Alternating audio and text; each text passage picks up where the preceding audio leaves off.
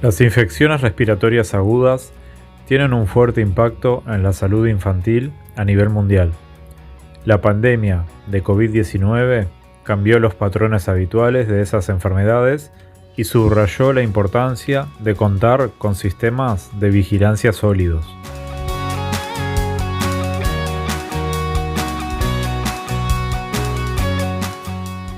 El Hospital Pediátrico del Centro Hospitalario Pereira Rosell es el único centro de referencia nacional para la atención de niños, niñas y adolescentes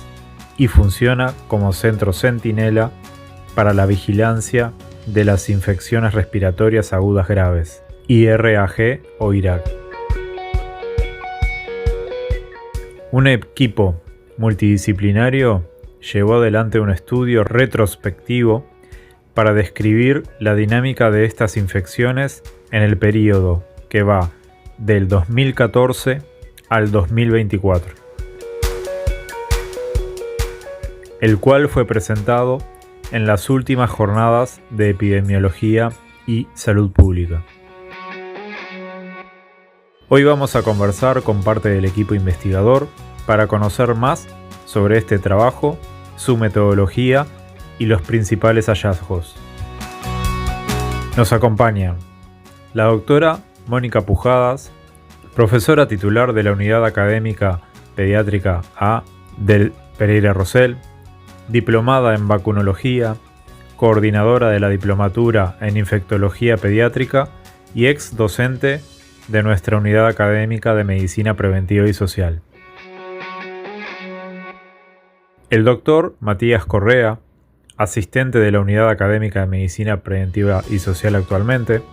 e integrante de la Unidad de Epidemiología e Infectología del Hospital Pediátrico Pereira Rosell. Y la licenciada Marisol Viera, diplomada en Salud Pública, con trayectoria en Comité de Infecciones, Gestión de Salud y actualmente maestranda en Derechos de Infancia y Políticas Públicas, referente técnico del área de seguridad del paciente de la Gerencia Asistencial de ACE, Administración de Servicios de Salud del Estado.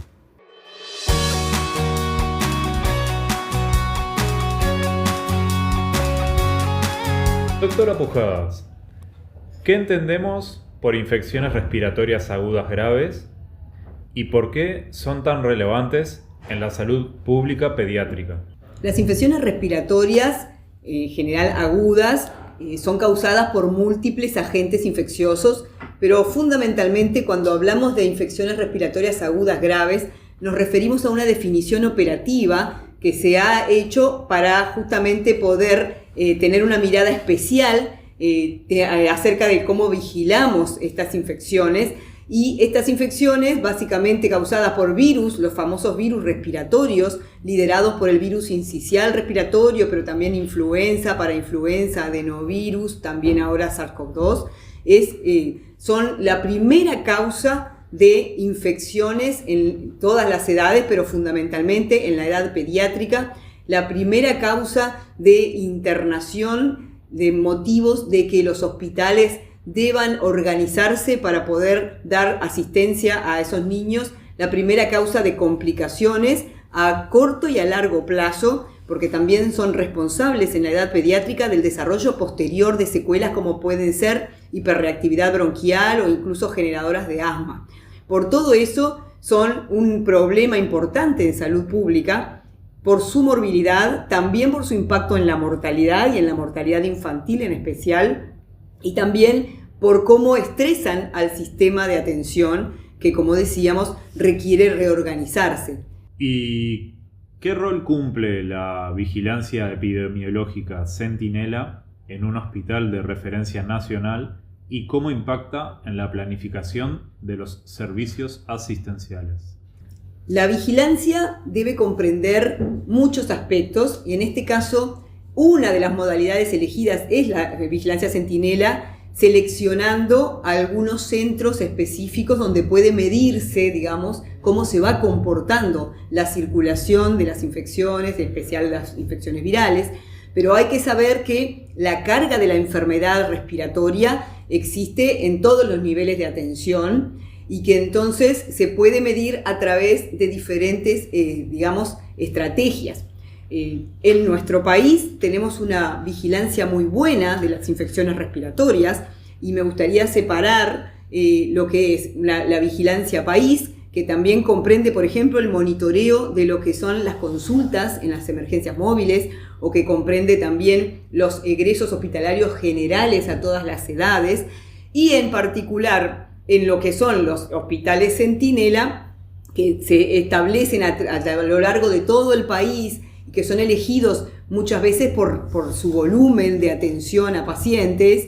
tanto en el subsector público como en el subsector privado, tienen, digamos, la capacidad de poder estudiar a su vez específicamente a través de las muestras microbiológicas tomadas a los pacientes con infección respiratoria aguda grave, la definición operativa que señalábamos, estudiar y así poder conocer en el país cuál es el perfil de virus que circulan, cómo es el impacto de las diferentes medidas de prevención que se han ido estableciendo, por ejemplo, la vacuna para la gripe, para influenza, o actualmente las estrategias contra el virus incisional respiratorio, y así poder entonces evaluar el comportamiento estacional y a lo largo de los años, que también van a permitir planificar la estrategia de atención en la próxima temporada. Marisol, ¿tú quisieras agregar algo más de la vigilancia? Sí, quería agregar de lo que dijo Mónica, que esta estrategia de vigilancia surge después de la pandemia de influenza H1N1 como una estrategia a nivel país, pero también a nivel regional, que el Ministerio de Salud Pública implementó de forma de prever cómo es la circulación de los virus respiratorios a nivel país, pero saber a nivel regional. Entonces, esta estrategia que fue diferente estilo de vigilancia, y en esta última se eligieron centros centinelas que por sus características, como dijo Mónica, o por su cantidad de población, o lugares donde están las unidades o prestadores específicos a nivel país, tienen relevancia para identificar qué virus están circulando a nivel país. Entonces, para el hospital pediátrico, que es un centro de referencia a nivel país, esta estrategia ha sido fundamental para prever lo que es el plan invierno. No solo a nivel, la importancia de lo que es la vigilancia, de los virus respiratorios que podemos encontrar a nivel país, sino también sirve también para organizar lo que es el plan invierno, que denominamos, que se prepara todos los años en la época estacional, que es cuando tenemos alta demanda de infecciones respiratorias, para prever cómo va a ser la circulación y al corredor de los años hemos podido establecer un corredor epidemiológico que nos prevé cómo se va desarrollar las infecciones. Entonces, viendo eso, podemos saber qué recursos materiales precisamos, cuántos recursos humanos se necesitan, qué estructura edilicia o qué cosas hay que tener para prepararnos para ese plan invierno. Entonces, no es solo una estrategia a nivel país, pero también es de utilidad para las instituciones en cuanto a la organización anual. Las infecciones respiratorias agudas también tienen un impacto muy importante en lo que es la carga social, y sobre todo en relación a lo que es la edad pediátrica, requieren que las familias dejen de trabajar para asistir a sus hijos internados, y que también los hermanos mayores muchas veces dejan de asistir a la escuela o porque ellos mismos se enferman. Y esa es una dimensión que es muy importante, que aprendimos con la pandemia de SARS-CoV-2, además específicamente todo el impacto que tiene la ausencia de la escolarización, o ni que hablar el ausentismo laboral. Y reafirmando lo que decía Marisol, el plan invierno, que es esa estrategia de organización de los recursos para la atención de la demanda asistencial generada en la temporada de circulación de las infecciones respiratorias, se da en el Hospital Pereira Rosell desde el año 1999. Y es muy importante cómo nos ha permitido trabajar a través de identificar con técnicas diagnósticas específicas cuál es la infección y saber de qué virus se trata. Nos ha permitido organizar la asistencia de modo de internar según cohortes, los niños que tienen virus incisional respiratorio por un lado, los que tienen adenovirus por otro, etcétera, de manera de también prevenir la infección intrahospitalaria por digamos, expansión de esas infecciones de transmisión intrahospitalaria. También se han desarrollado técnicas de atención. Muchas veces estos niños requieren diferentes niveles, por supuesto llegando a unidades de cuidados intensivos, pero también con soportes especiales de ventilación que se han ido desarrollando también a partir de la experiencia acá del hospital y que han permitido disminuir las internaciones de esos niños, los requerimientos de ingreso a CTI de esos niños, y eso ha sido muy importante, y Uruguay es pionero en esas modalidades de ventilación. Por otra parte, también agregando el problema que traen las infecciones respiratorias a lo que es la salud pública, debemos señalar que en los últimos años, al igual que nos está pasando en el mundo y que alerta la OMS, ha aumentado el problema de la resistencia antimicrobiana, la aparición de bacterias multiresistentes, sobre todo gram negativos, y nosotros en nuestro hospital también pudimos determinar, observar ese aumento. En un trabajo que recientemente llevamos a cabo, pudimos determinar que la primera causa que llevaba a que los niños estuvieran internados, tuvieran esas infecciones multiresistentes por bacterias gram negativas, era justamente la bronquiolitis. O sea que esa es una manera también de evaluar el peso que tiene la infección respiratoria aguda en la salud pública. Doctor Correa, ¿cómo se diseñó el estudio y qué tipo de fuente o fuentes de información se utilizaron? Bueno, primero que nada, el estudio, el principal objetivo del estudio era describir la dinámica de las infecciones respiratorias agudas graves en el centro de referencia, que es el Hospital Pediátrico del Centro Hospitalario Pereira Rosell, durante un periodo de tiempo de 10 años, aproximadamente desde el 2014 al 2024. El Hospital Pediátrico es como decían previamente, es uno de los centros centinelas que realiza la vigilancia de IRAG, pero destaca en su rol del único hospital pediátrico de referencia a nivel nacional, por lo que muchos de los datos de la información que se genera acá es muy valiosa para evaluar la morbilidad a nivel país en la población pediátrica. Uh-huh. El estudio es un estudio descriptivo que incluía ese periodo de los años del 2014 al 2024, que se realizó, que las fuentes de información, la principal fuente de información fueron las notificaciones de los casos de IRAG que se realizan de manera continua a lo largo de todo el año por el equipo del Comité de Infecciones Hospitalarias del Centro Hospitalario Pereira Rosell, del Hospital Pediátrico, que lo llevan a cabo principalmente las licenciadas de enfermería, por ejemplo Marisol, y que es una tarea ardua. Es una tarea continua que es día a día se tienen que evaluar, que relevar todos los ingresos y tienen que evaluarse si cumplen la definición operativa. Que la definición operativa de IRAG es una definición estandarizada, que la utiliza la OPS, que la utiliza la CDC, los Centros de Control de Infecciones de Estados Unidos, y que a grandes rasgos define a un caso de IRAG como todo aquel niño que presenta una temperatura axilar mayor a 38 grados y que tiene algún síntoma respiratorio, por ejemplo tos, ¿bien? Y que además de tener esa sintomatología ingresa al hospital, es decir, requiere internación. Por eso se habla también de que es una infección respiratoria grave. Bueno, esos son los niños que se incluyen en esta investigación y se utilizó, como decían también previamente, para evaluar el comportamiento de año a año de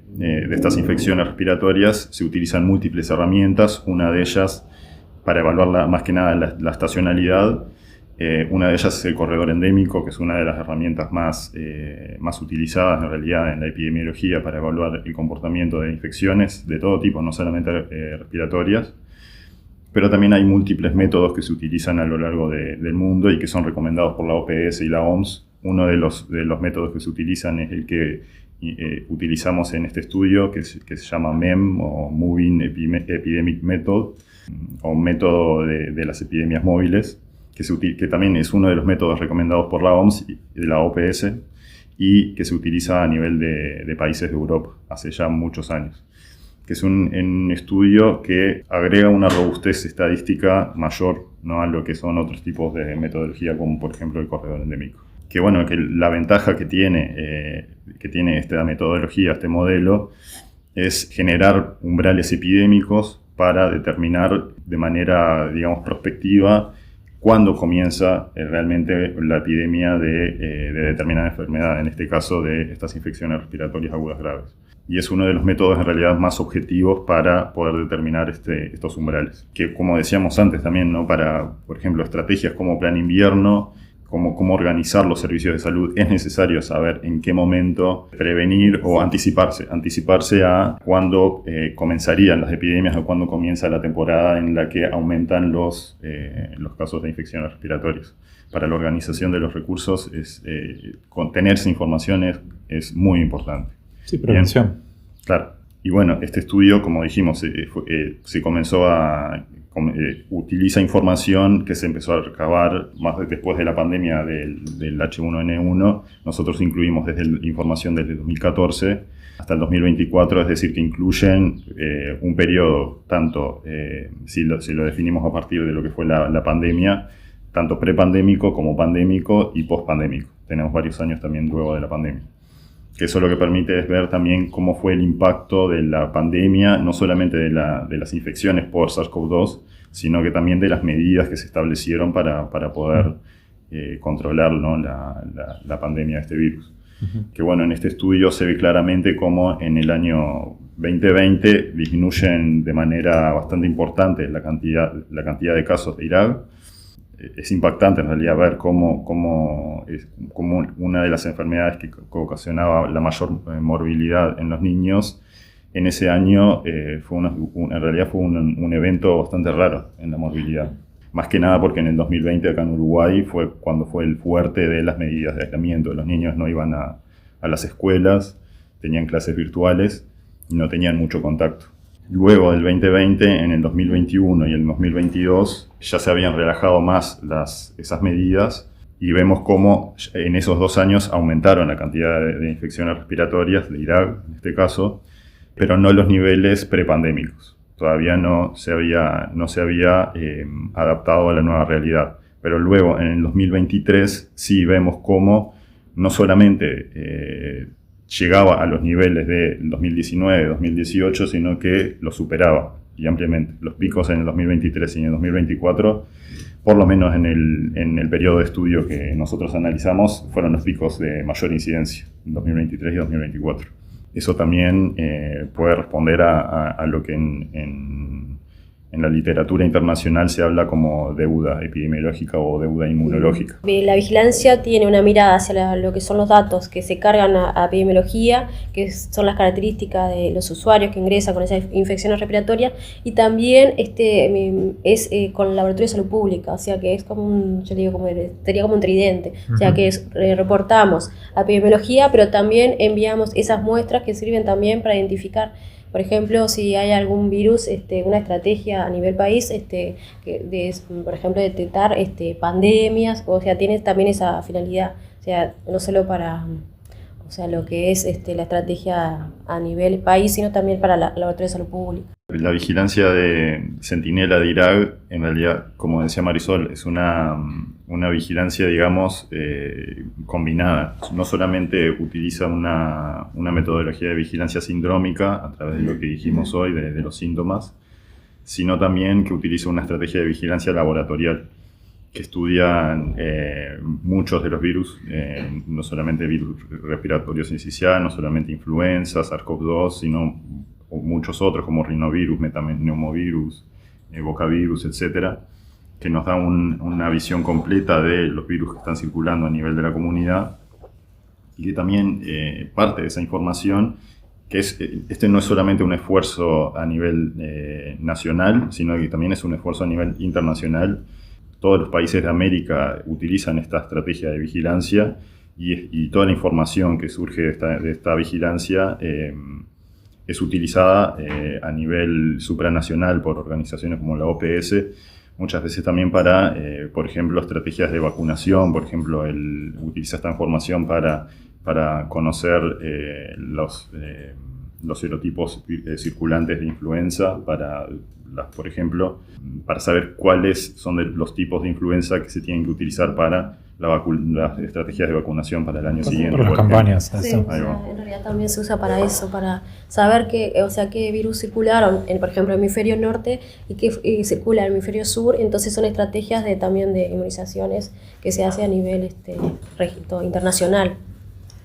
Yo quería destacar la importancia que tiene la realización, además de la vigilancia, de este tipo de trabajos, que aún siendo trabajos observacionales que muchas veces, y descriptivos, que muchas veces en lo que es la medicina basada en la evidencia o la metodología de la investigación no son de los más robustos, acá este tipo de trabajos es absolutamente necesario para todo esto que ellos señalaban, para la toma de decisiones, para poder orientar las estrategias a la prevención y para poder después decidir la introducción de nuevas estrategias. A modo de ejemplo quería destacar, por un lado, los datos obtenidos a través de esta vigilancia y en especial los de nuestro hospital fueron tenidos en cuenta en el 2023 frente a ese aumento significativo que, como señalaba Matías, se había constatado para la toma de decisiones a nivel país del adelantar las vacaciones de julio, por ejemplo, para que tengamos una noción de la dimensión que puede tener el poder hacer este tipo de estudios. Y por otro lado, en todo el desarrollo de la promoción de las estrategias de prevención nuevas que hay para el BRS, concretamente la decisión que tomamos en la Comisión Nacional Asesora de Vacunas acerca de avanzar como país a la vacuna contra el BRS y también a los monoclonales, fue tomada en gran parte en ese proceso de toma de decisiones, se tomó en cuenta toda esta información como un insumo trascendental. Un ejemplo típico de que es una investigación descriptiva, rigurosa, sistemática, sobre base de datos, descriptiva pura, que podría no tener gran relevancia, pero sin embargo informa la política pública. Y Mónica recién lo acaba de hacer con 2 decisiones. Entonces, eso es un elemento fundamental del valor de la investigación de salud pública. Son 10 años de... Eso es lo bueno que tiene, es que hubo también una decisión previa que fue la de empezar a registrar esto. O sea, aprendimos de lo que nos pasaba y estamos trabajando. Y como vos nombraste 4 veces, es verdad, nosotros estamos haciendo punta con este tema. Si tuviera que dar un mensaje a la comunidad médica y a las familias sobre la importancia de este tipo de vigilancia, ¿qué diría en pocas palabras? Esta vigilancia es fundamental, en primer lugar, para el diagnóstico de situación y a partir de ahí poder orientar la toma de decisiones, tanto en las estrategias de prevención, en las estrategias de atención, en la predecibilidad o intentar saber el comportamiento y planificar los recursos adecuadamente para la asistencia. Un ejemplo claro es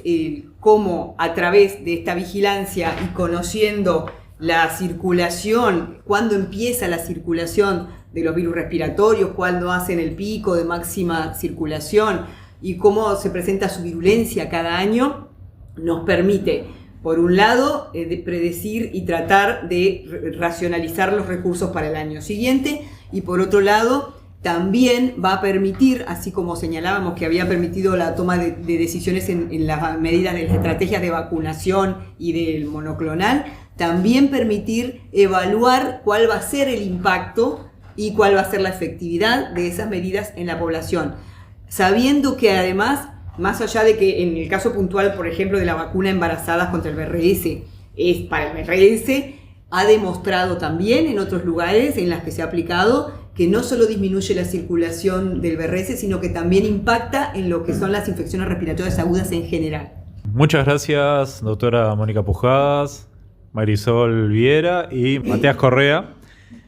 Fue un gusto compartir este espacio, que nos permitieran su tiempo en poder entrevistarles. Muchas gracias a ustedes. Gracias a ustedes. Muchas gracias. Este fue un episodio del podcast Salud Colectiva en Foco, impulsado por la Unidad Académica de Medicina Preventiva, Instituto de Higiene UDELAR.